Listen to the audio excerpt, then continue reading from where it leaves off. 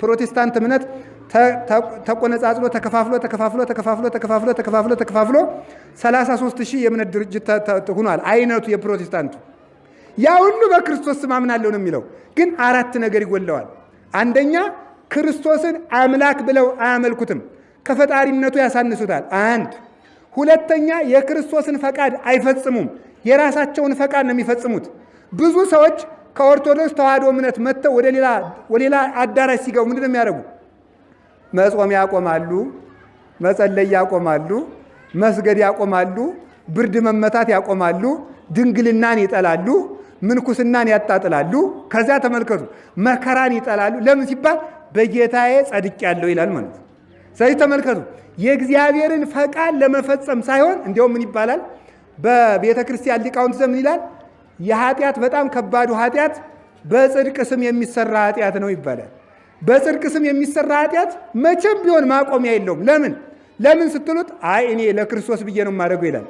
ቆይ እንደው አሁን ለክርስቶስ ተብሎ ይጾማል እንጂ ለክርስቶስ ተብሎ መብላት አለ? ለክርስቶስ ብሎ መራብ እንጂ ለክርስቶስ ብሎ መጥገብ አለ? ለክርስቶስ ብሎ መክሳት እንጂ ለክርስቶስ ብሎ መወፈር አለ? አባቶች ቅዱስ ጳውሎስ ምንድን ነው ያለ? ስለ ክርስቶስ አለ ተመልከቱ ሁሉን አለ ከመዕዳው ሁሉን ነገር ስለ ክርስቶስ እንደ ምናምንቴ ቆጥረዋለሁ።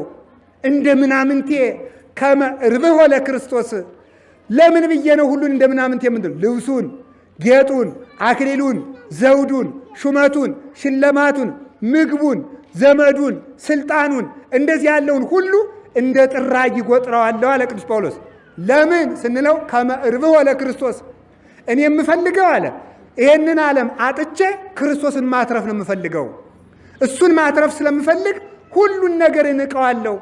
እንደ ጉድፍ እየሆንኩ እኖራለሁ፣ ተንቄ እኖራለሁ፣ ራሴን አጎሰቁላለሁ፣ ስጋዬን እጎስመዋለሁ እያለ ይናገራል።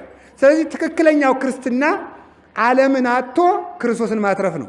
እስኪ በሉ ዓለምን አጥቶ በሉ። ማንም ማትረፍ ነው። ዛሬ ደግሞ ዓለም የምትመራው ምን ይመስላችኋል?